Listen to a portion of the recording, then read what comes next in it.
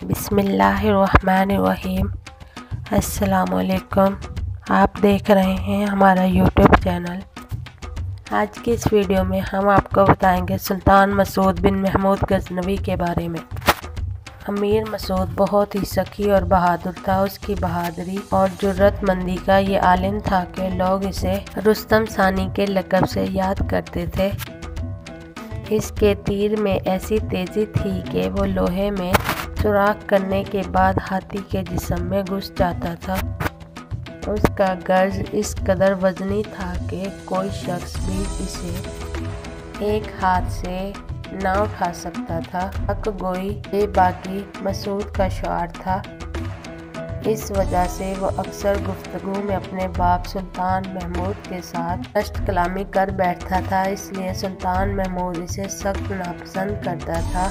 इसके बरखिलाफ महमूद अमीर मोहम्मद को बहुत चाहता था, क्योंकि वो मौका ब मौका बाप की हर बात में हाँ मिलाता था।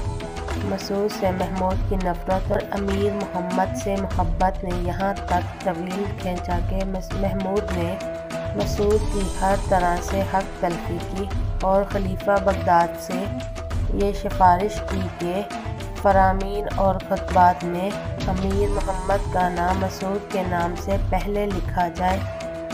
मसूद के साथ हक तलफी।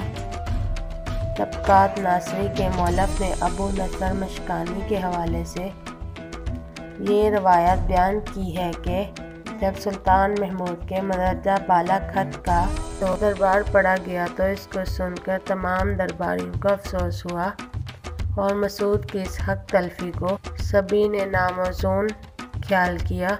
जब अमीर मसूद दरबार से उठकर बाहर आया तो अबू नसर भी इसके पीछे पीछे आया और उससे कहा, तुम्हारी हक तलफी पर मुझे और तमाम अहले दरबार को बहुत अफसोस है।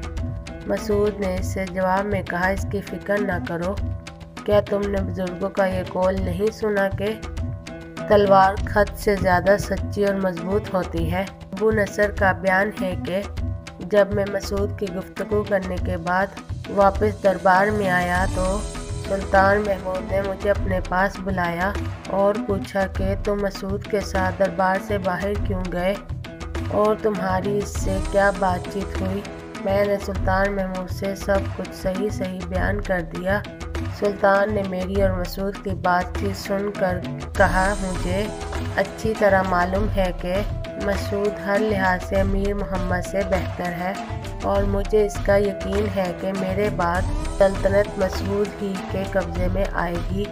लेकिन मैं जो कुछ कर रहा हूँ इसकी वजह सिर्फ ये है कि अमीर मोहम्मद ने मेरी ज़िंदगी में हमेशा मेरी बहुत इज्जत की है और हर तरह से मेरा ख्याल रखा है। अबू नसर का बयान है कि इस सारे वाक़े में मुझे दो बातों पर बहुत ताज्जुब हुआ।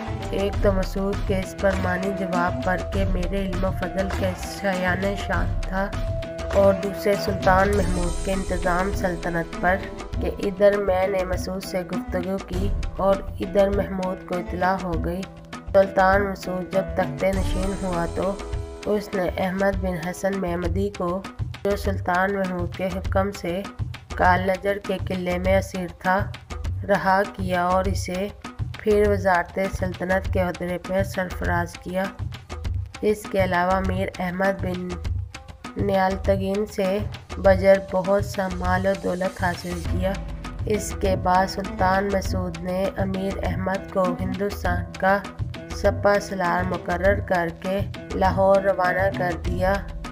नेज़ मजदुद दौला वेलमी को, जो सुल्तान महमूद के हुक्म से किले में कैद था, रहा किया और इसे अपने दरबारियों में शामिल कर लिया।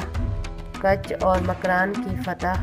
सन 422 हिजरी में अमीर मसूद बलख से गजनी आया। यहाँ पहुंचकर उसने कच्छ और मकरान को फतह करने के लिए एक बहुत बड़ा लश्कर रवाना किया।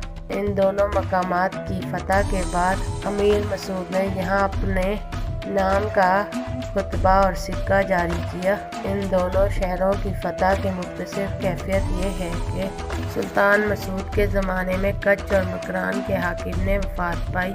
इसके दो बेटे थे, इनमें से एक जिसका नाम ईसा था अपने बाप की सल्तनत पर काबिज हो गया اس نے اپنے بھائی ابوالاسعد کو ہر چیز سے محروم کر کے سلطنت سے باہر نکال دیا۔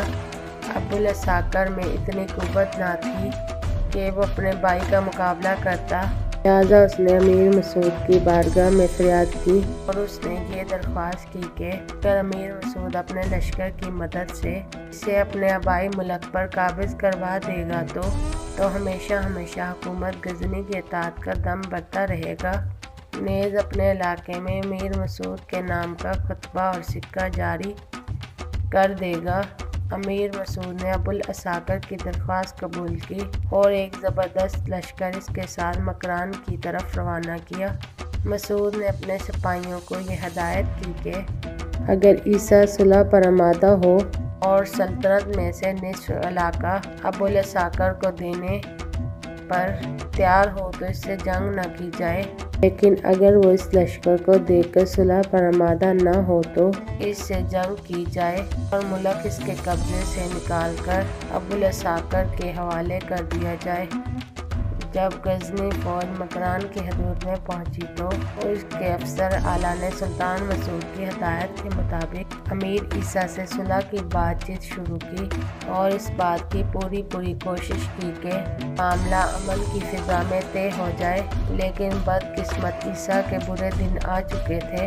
اس نے کوئی بات نہ سنی اور صلح سے انکار کر کے جنگ کی تیاری کرنے لگا۔ امیر عیسیٰ کے چند عاقبت اندیش ہمراہ نے اس سے اختلاف کیا اور اسے لڑائی سے روکنے کی بہت کوشش کی، لیکن عیسیٰ پر کوئی اثر نہ ہوا اور وہ پہلے کی طرح لڑائی کے خیال میں مگن رہا۔ اپنے خاص لوگوں کو ساتھ لے کر غزنوی فوج کے مقابلے پر آیا۔ فریقین میں زبردست لڑائی ہوئی۔ عیسیٰ خان اس قدر لڑاکا اپنے لشکریوں کے ساتھ ساتھ خود میں میدان جنگ میں کام آیا۔ امیر عیسیٰ کی وفات کے بعد ابوالاسعد ملک پر قابض ہو گیا اور اس نے حسب وعدہ اپنے ملک میں امیر مسعود کے نام کا خطبہ اور سکہ جاری کر دیا۔ رے اور ہمدان وغیرہ کا انتظام۔ اسی سال امیر مسعود نے رے، ہمدان اور دیگر کوہستانی شہروں کی حکومت اپنے ایک فراش کے سپرد کر دی جس کا نام تاش تھا۔ تاش نے کچھ عرصے کے اندر محمود کے خراسانی امیروں کی جاگیریں ضبط کر لی اور ان علاقوں کو اپنی سلطنت میں شامل کر لیا۔ سلطان مسعود نے حسب الحکم تاش لے الدولہ کو اس کی سرکشی کی سزا دی اور اس کے ملک کو اس کے عالموں کے قبضے سے نکال لیا اور ان عالموں کو تباہ کر دیا۔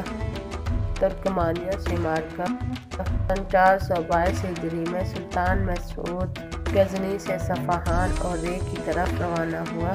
جب وہ ہرات پہنچا تو سرخش اور باد آورت کے باشندے اس کے پاس آئے اور اس سے ترکمان سلجوقی کے ظلم و ستم کی شکایت کی۔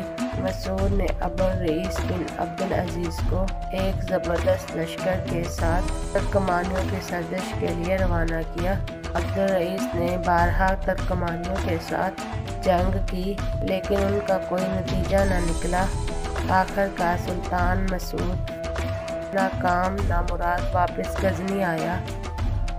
علی یگین سے جنگ۔ علی یگین نے بخارا اور سمرقند پر قبضہ کر کے بڑے ہنگامے پیدا کر رکھے تھے۔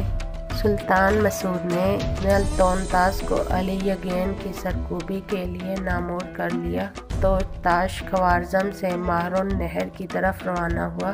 مسعود نے بھی غزنی سے 15,000 سپاہیوں کی ایک فوج التونتاش کی مدد کے لیے روانہ کی اور اس کو فتح کر کے سمرقند کی طرف روانہ ہوا۔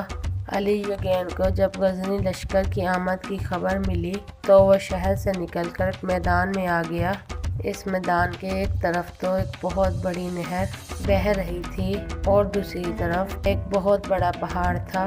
جب لڑائی شروع ہوئی تو التونتاش کے لشکر پر علی یگین کی فوج کے ایک دستے نے پیچھے سے حملہ کیا۔ یہ دستہ کہیں گاہ میں چھپا ہوا تھا۔ اس حملے میں غزنوی فوج کے بے شمار سپاہی مارے گئے، یہاں تک کہ التونتاش کے جسم پر بھی کاری زخم لگا۔ اتفاق سے یہ زخم جسم کے ایک ایسے حصے میں لگا جہاں پہلے بھی جب کہ التونتاش सुल्तान महमूद के साथ हिंदुस्तान में मार्का हरा हुआ था। मंजीक के एक भारी पत्थर से जख्म लग चुका था। तोन्ताश का जख्मी होना तोन्ताश ने अपने इस जख्म का हाल अपने सिपाहियों से छुपाए रखा और मैदान जंग में बड़ी साबित कदमी से डटा रहा। इसका नतीजा ये हुआ कि दुश्मन के हमले के बावजूद गजनवी फौज में बदूली और परेशानी न फैलने पाई और गजनवी सिपाहियों ने दुश्मन के भी बेशुमार अफराद को देख किया, बाकी लोगों को मैदान जंग से भगा दिया। जब अली यगेन का कोई सिपाही भी बाकी न रहा तो तोन्ताश ने लश्कर को वापसी का हुक्म दिया। गजनवी फौज के बेशुमार सिपाही मारे गए, यहाँ तक कि तोन्ताश के जिस्म पर भी एक कारी जख्म लगा। इत्तेफाक से ये जख्म जिस्म के एक ऐसे हिस्से में लगा जहाँ पहले भी जब अली यगेन का कोई सिपाही भी बाकी न रहा तो तोन्ताश ने लश्कर को वापसी का हुक्म दिया। गजनवी लश्कर अब ऐसे खेमों में वापस आ गया। रात के वक्त तोन्ताश ने फौजी सरदारों को अपने पास बुलाया, उनको अपने जख्मी होने की कैफियत बताई और कहा कि इस जख्म से मेरा बचना नामुमकिन नजर आता है। तुम लोग अपने हालात को देखते हुए लड़ाई के बारे में जो चाहो करो। फौजी सरदारों ने जब देखा कि तोन्ताश की हालत नाजुक है और सुबह दुश्मन से फिर मुकाबला करना है, तो उन्होंने बाहमी मशवरे के बाद ये तय किया कि मुनासिब और माकूल शराइत पर सुलह करके जंग से हाथ उठा लिया जाए। अगली वीडियो में हम आपको बताएंगे अली यगेन से सुलह और तोन्ताश की वफात के बारे में। वीडियो अच्छी लगी हो तो लाइक और सब्सक्राइब करें। शुक्रिया।